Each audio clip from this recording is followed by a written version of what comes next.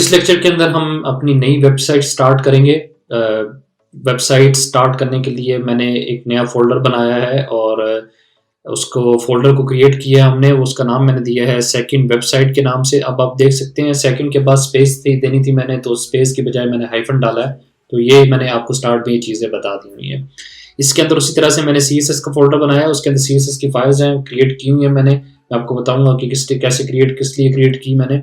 Images का folder है, उसी तरह हम इमेजेस रखेंगे और एक हमने फाइल क्रिएट की है .html की, index.html की। अब हमने ये फोल्डर साइट के अंदर बनाना है यहाँ पर, ताकि हमें यहाँ पर एक और साइट शो हो और उसकी फाइल्स ओपन हो जाएं जैसे पहले हमने बनाया था। तो अब मैं क्या करूँगा, साइट में जाऊँगा, मैनेज साइट्स पे क्लिक करूँगा और यहाँ पर एक और मैं न्यू साइट क्रिएट करूँगा और उसको नाम दूंगा सेकंड वेबसाइट का, सेकंड वेबसाइट। ठीक है, और इसको मैं फोल्डर का पाथ देना है जैसे हमने पहले दिया था फोल्डर का पाथ। इस पर क्लिक करूंगा और सेकंड वेबसाइट का पाथ इसको दे दूंगा और चूज कर लूंगा उसका पाथ, उसका ऑटोमेटिकली वहां पर आ जाएगा। एडवांस पे जाना है, लोकल इन्फो में जाएंगे और लोकल इन्फो में हमने यहाँ पे क्या देना होता है, इमेजेस के फोल्डर का पाथ देना होता है। तो हमने ये पाथ दे दिया, इसको चूज कर देंगे और इसको मैं सेव करूंगा तो मेरी वो दूसरी सेकंड साइट भी क्रिएट कर देगा।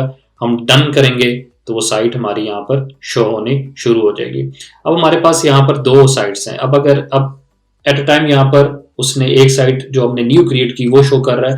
फॉर एग्जांपल मैंने अपनी पिछली साइट को देखना है, तो ये देखें ड्रॉप डाउन ऊपर आ रहा है, इस पर क्लिक करूंगा तो यहाँ पर ये वेबसाइट है, वो यहाँ पर वेबसाइट की फाइल्स को ओपन कर देगा। और यहाँ ड्रॉप डाउन से अगर मैं सिलेक्ट करता हूँ सेकंड वेबसाइट जो हमने अभी नई क्रिएट की है उसको ओपन कर देगा। आप ड्रॉप डाउन में देख सकते हैं सिर्फ उसी की फाइल्स ओपन हुई हैं। ये फायदा है साइट क्रिएट करने का। और जैसे मैंने आपको बताया था कि मल्टीपल साइट्स क्रिएट कर सकते हैं।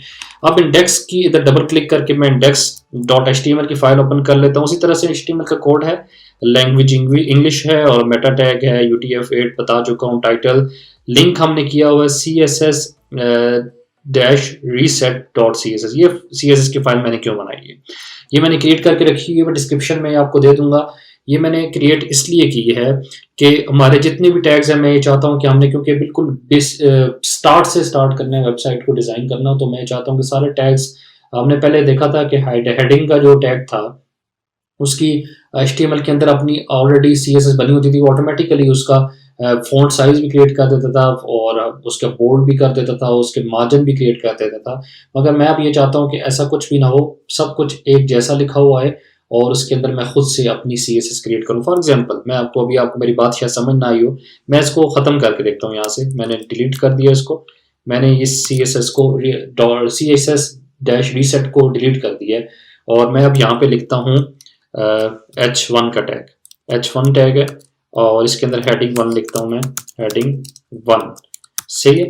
अब मैं अगर इसको रन करता हूँ तो ये देखें इसने अपना एक स्पेसिफिक बोल्ड उसको दे दिया है, उसको फ़ॉन्ट साइज दे दिया है और उसकी margin top bottom left right they दिया है। अगर मैं इसी तरह हेडिंग 2 लिखता हूँ, हेडिंग 2 लिखता हूँ और इसके अंदर मैं लिख देता हूँ हेडिंग 2, सेव करता हूँ तो अब आप देखें ऑटोमेटिकली उसने उसका साइज भी छोटा कर दिया हेडिंग 1 से और उसको उसके हिसाब से मार्जिन लेफ्ट राइट भी दे दिया और फ़ॉन्ट साइज भी क्रिएट कर दिया, उसका बोल्डनेस भी उससे कम कर दिया। इसी तरह अगर मैं सारी हेडिंग्स लिखता हूँ यहाँ पे देखें, हम लिख देते हैं यहाँ पे सारी हेडिंग्स लिख देते हैं। 3 हेडिंग 3 है, इसको क्लोज कर देता हूँ, हेडिंग 3, हेडिंग 4 और हेडिंग 5 और ये हेडिंग 5।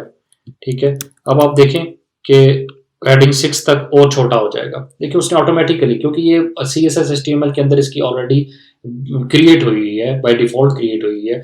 अब मैं ये चाहता हूँ कि ये इस तरह से शो ना हो, मैं अपना इस बजाय इसके कि मैं इसके साथ लड़ूं और इसके मार्जिन को कहीं मुझे कम करना पड़ जाता है। फॉर एग्जांपल ये देख लें हेडिंग 1 के नीचे मार्जिन बॉटम कितना ज़्यादा है। मैं अगर मुझे चाहिए इससे कम मार्जिन चाहिए तो मैं इससे मुझे लड़ना पड़ेगा, इसकी CSS में जाके छेड़ना पड़ेगा इसको। बजाय इसके कि मैं इसको छेड़ूं, मैं अपनी CSS क्रिएट करके अपनी मर्जी से आसानी से काम कर लूँ।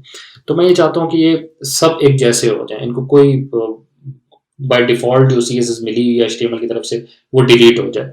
तो मैं क्या करता हूँ कि मैं यहाँ पर अपनी फाइल जो मैंने कोड लिख के दिया और ये मैं आपको भी दे दूँगा, मैंने लिख के रखा हुआ अपने पास, ये CSS-reset के नाम से ये मैंने रखा हुआ। ये फाइल मैं डिस्क्रिप्शन में दे दूँगा, आपने सिर्फ अपने पास ये फाइल कॉपी कर लेनी है और अपने मेन फाइल के अंदर इसको लिंक करवा लेना है और इसके अंदर जो कोड लिखा हुआ है ये आपके पास रहेगा। आप इसको अपने जब भी आप वेबसाइट डिज़ाइन करेंगे तो आप इसको अपने पास रख सकते हैं।